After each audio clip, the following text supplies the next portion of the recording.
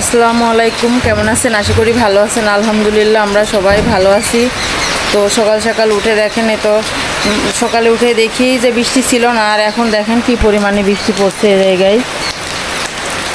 কীভাবে রান্না বাড়া করি, আর এই যে দেখেন কি অবস্থা, বাড়ি ঘরের অবস্থা খুবই খারাপ এখানে দেখেন। আর কি এইভাবে কি থাকা সম্ভব? এই যে দেখেন জায়গায় জায়গায় পানি পড়ছে।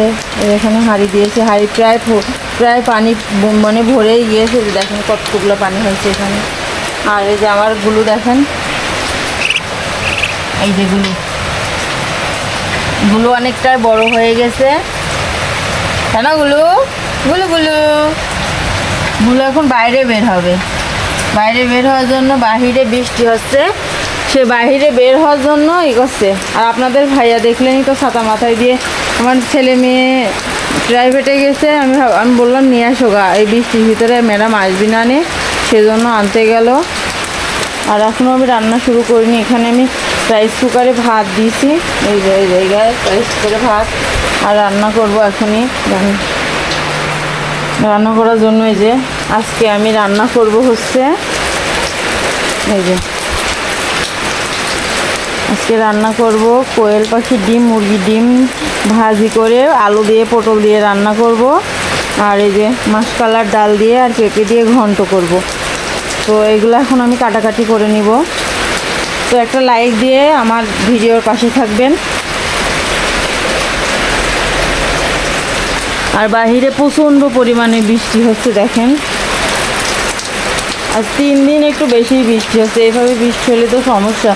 আপনারা তো দেখছেনই অন্যান্য এলাকায় কী পরিমাণে বন্যার সমস্যা, মানুষ কী কষ্টটাই না করছে। তার সেই তুলনায় আলহামদুলিল্লাহ আমরা আল্লাহর রহমতে অনেকটাই ভালো আছি।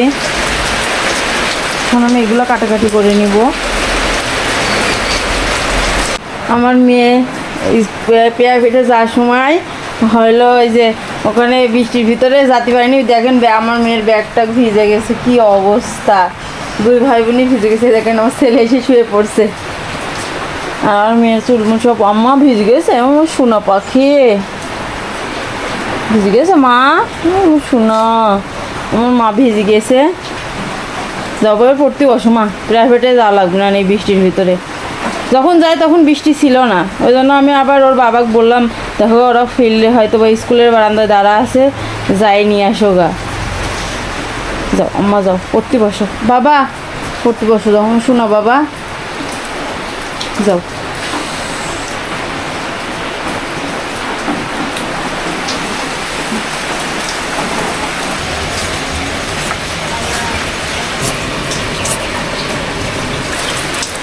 বাইরে কি অবস্থা দেখছো আজকে? অবস্থা দেখি তো ভালো লাগছে না। সারা রাত বৃষ্টি হয়েছে, আবার সকাল সকাল এখন পর্যন্ত বৃষ্টি। তাও তো আমরা ভালোই আছি, যারা দিন আনে দিন খায় তাদের কি অবস্থা আছে তাই বলো। আমার তো কোনো রকমে আল্লাহ রহমতে চলছে, তাই না? তাহলে আর আর বন্যায় মানুষ চালের উপরে ওইটি মাছ করছে, তাহলে তার কি অবস্থা? বর্ষাকালে খুবই সমস্যা। ছোট ছোট বাচ্চাগুলা কি অবস্থা? বড় মানুষের কথা নয় বাদই দিলাম। আর তারপরে সাপের ভয়। কি রান্না করবো এখন?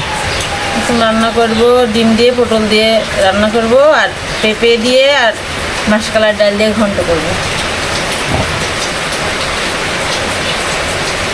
তাই এটাই আজকে এই খাওয়া। ডিমগুলা কোয়েলের ডিম, মুরগির ডিম, দেশি মুরগি আর কোয়েল।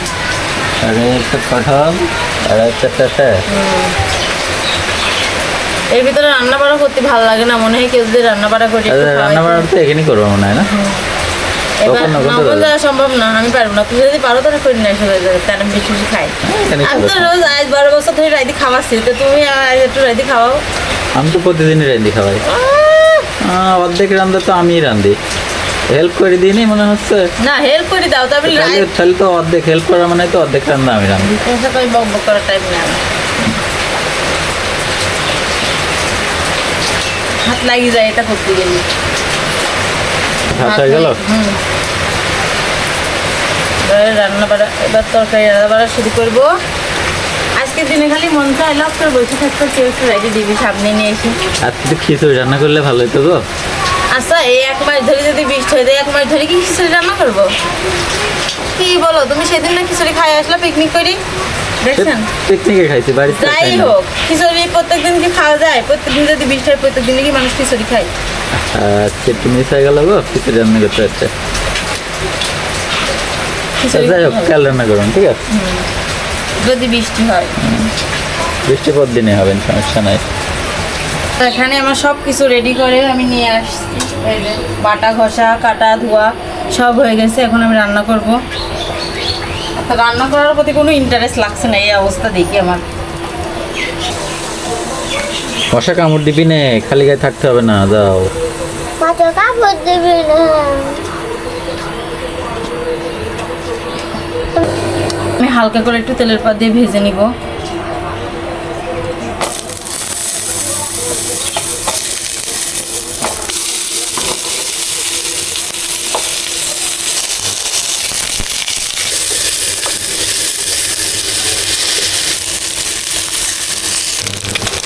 দেখেন একটা তো 4টা ডিম আমি একবারে পোস্ট করলাম, একটু পোস্ট করে রান্না করবো এইভাবে।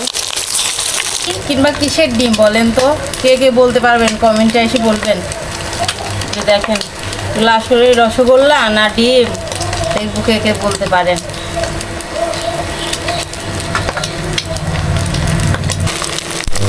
তো আমার এই ডিমগুলো ভাজা হয়ে গেছে, এগুলো উঠাই রাখবো আমি এখন। তরকারি তো বলক চলে আসছে, এবার আমি একে একে ডিমগুলো সব দিয়ে দিব।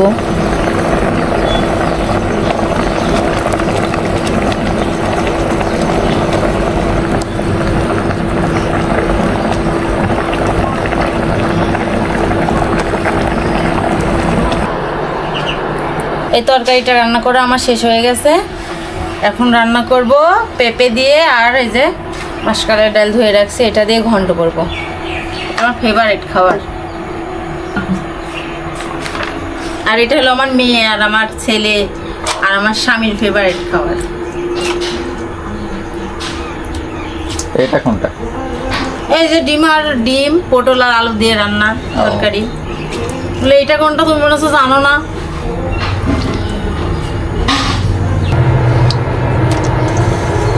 দেখে এটা দেখে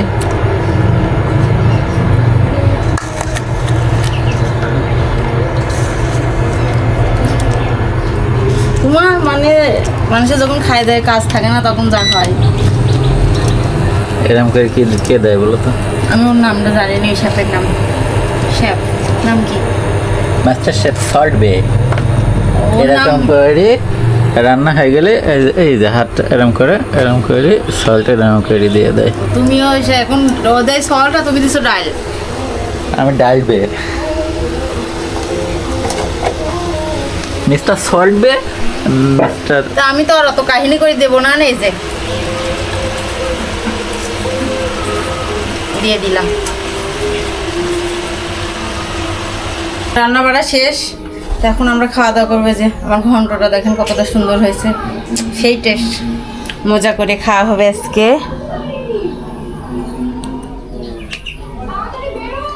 এখন আমরা খাওয়া দাওয়া করবো। তো আজকের মতো ভিডিওটা এই পর্যন্ত। ভিডিওটা ভালো লাগলে একটা লাইক করে দিবেন, আর যারা এখন আমার চ্যানেলটাকে সাবস্ক্রাইব করেনি দয়া করে চ্যানেলটাকে সাবস্ক্রাইব করে দিবেন।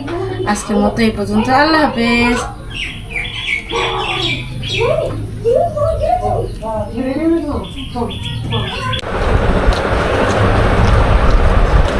হলো নেট বন্ধ করো এবার।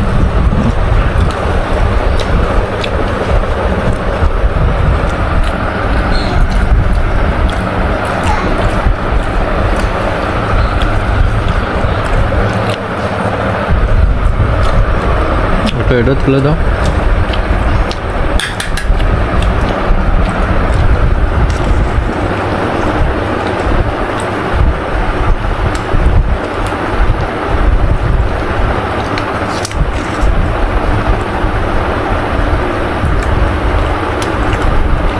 থাক থাক।